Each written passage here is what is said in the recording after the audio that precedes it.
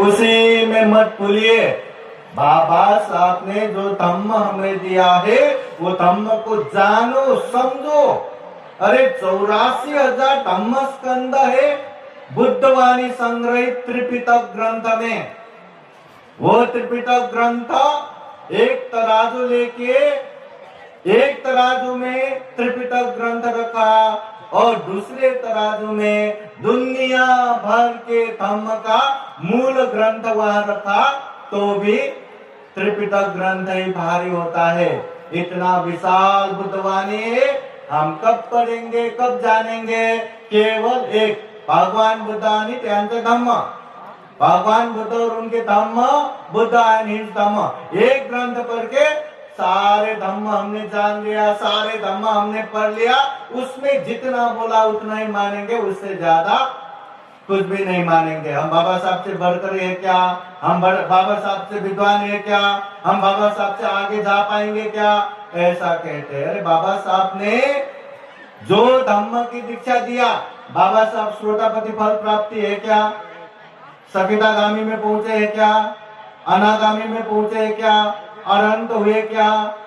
जो बोधिसत्व के मार्ग पे चलने वाले व्यक्ति है वो भविष्य में जाके बुद्ध बनेंगे, भविष्य में जाके बुद्ध बनेंगे।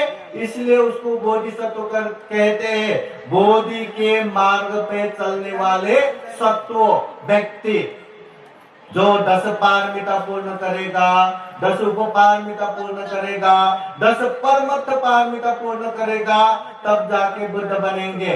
वो दुख मुक्ति के मार्ग फल अभी प्राप्त नहीं करेंगे। तो बाबा साहब ने वो प्राप्त नहीं किया तो हमें प्राप्त ही नहीं करना क्या? हमें ध्यान ही नहीं करना, हमें धम्म का अभ्यास ही नहीं करना क्या? ऐसा नहीं है।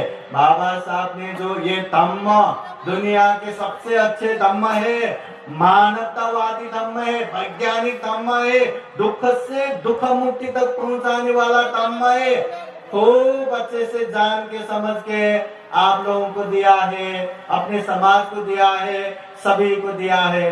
धम्म जानना है, धम्म समझना है। जो व्यक्ति धम्म को अच्छे से पालन करेंगे वो धम्म का अनुभव करेंगे, दुख मुक्ति मार्ग फल प्राप्ति करेंगे। धम्मो हवे रक्षति धम्मचारी। उपासक उपासिकाएं याद रखना, जो धम्म पालन करते हैं, जो धम्म का अभ्यास करते हैं, धम्म हमेशा उसी का कल्याण करता है, उसी का रक्षा करता है। धम्म